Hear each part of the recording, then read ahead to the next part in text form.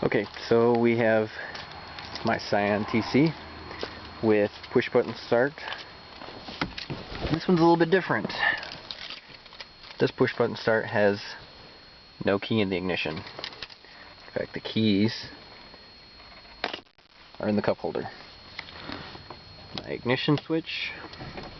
And that's it.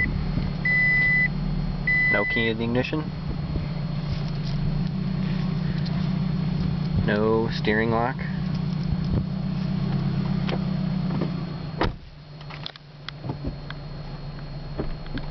We're ready to go.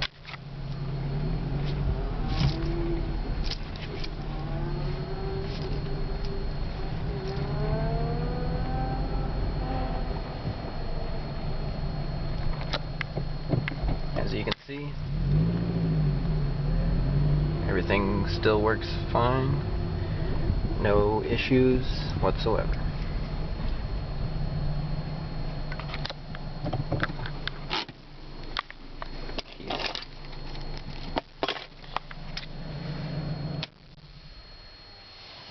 That's it.